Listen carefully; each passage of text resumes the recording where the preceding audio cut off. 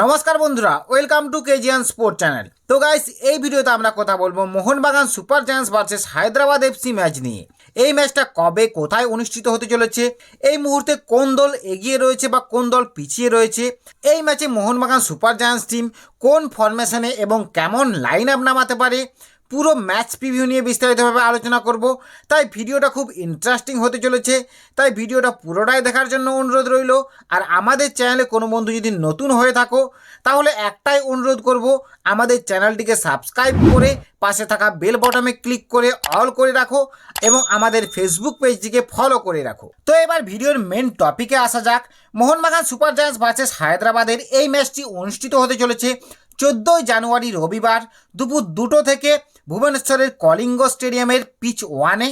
এবার দুটো টিমের হেড টু হেড রেকর্ডের কথা বললে Mohun Bagan versus Hyderabad FC last 5বার মুখোমুখির মধ্যে মোহনবাগান সুপার জায়ান্টস টিম জিতেছে 3বার এবং হায়দ্রাবাদ এফসি একবার জিতেছে আর একটা ম্যাচ ড্র হয়েছে।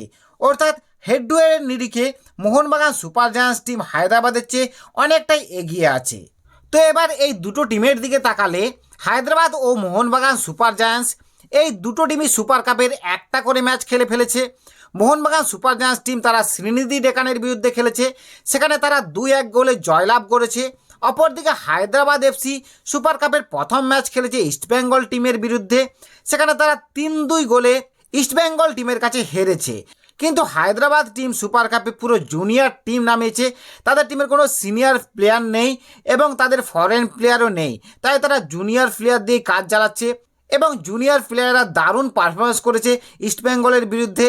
অপরদিকে মোহনবাগান সুপার জায়ান্টস টিম আইএসএলে হারের হ্যাটট্রিকের পর সুপার কাপে জয় দিয়ে শুরু করেছে, সেখানে মোহনবাগান টিমের জুনিয়র প্লেয়াররা দারুণ পারফরমেন্স করেছে।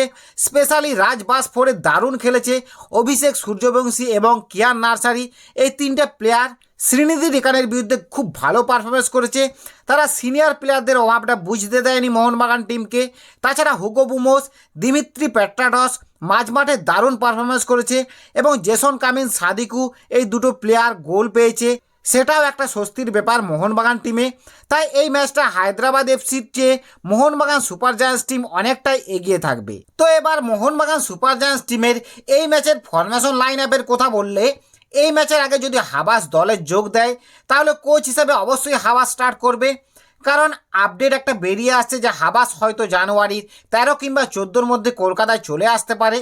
যদি আসে অবশ্যই ভালো, আর না আসলে কোচ হিসাবে অবশ্যই ক্লিফোর্ড মিরান্ডাকেই থাকতে হবে। তো এই ম্যাচে ক্লিফোর্ড মিরান্ডার পছন্দের ফরমেশন 3-5-2 এই ফরমেশনটাতে যেতে পারে, কারণ গত ম্যাচে ক্লিফোর্ড মিরান্ডা 3-5-2 ফরমেশনের দল নামিয়েছিল।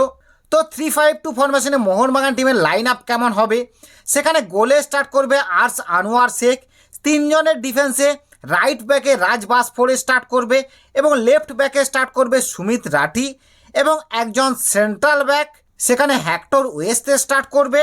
তাছাড়াও ব্র্যান্ডন হ্যামিল যদি ফিট থাকে তাহলে তাকে স্টার্ট করাতে পারে সুমিত রাঠির জায়গাতে, কারণ লাস্ট ম্যাচ রাজ বাসফোরে দারুণ পারফরমেন্স করেছে, তাকে বসানোর কোনো উপায় নেই, তাহলে সুমিত রাঠিকেই বসিয়ে হয়তো ব্র্যান্ডন হ্যামিলকে স্টার্ট করাতে পারে। তাছাড়া আমরা এখন ধরে রাখছি সুমিত রাঠিকেই।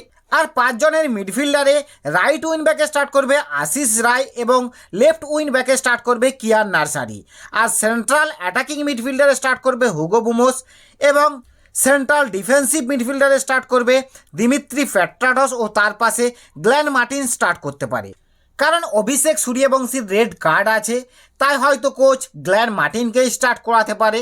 আর এই 3 জনের মাঝ মাঠে হুগো বুমোস এবং দিমিত্রি পেট্রাডস একটু উঠানামা করে খেলবে এবং তাদের একটু পিছন থেকে অপারেট করবে গ্ল্যান মার্টিন। আর আপফ্রন্টে 2 জন স্ট্রাইকার জেসন কামিন্স এবং আর্মান্দো সাদিকু স্টার্ট করবে। তারা লাস্ট ম্যাচ দুজনেই গোল পেয়েছে, তাই তাদের কনফিডেন্স লেভেলটা ভালো থাকবে। তাই আশা করব হায়দ্রাবাদ ম্যাচটাতে জেসন কামিন্স এবং আর্মান্দো সাদিকু ব্যাটার পারফরমেন্স করবে। তো হায়দ্রাবাদের বিরুদ্ধে মোহনবাগান টিমের বেস্ট প্লেইং 11 এইরকমই হতে পারে। তো গাইস, তোমাদের মতে মোহনবাগান টিম এই ম্যাচটা কত গোলে জিততে পারে সেটা কমেন্টে জানাও, আর ভিডিও ভালো লাগলে একটা লাইক এবং শেয়ার করে দাও।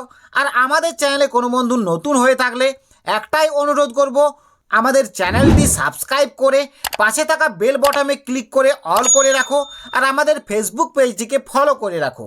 তো এবার আসি বন্ধুরা, বাই বাই, সবাই ভালো থেকো এবং সুস্থ থেকো।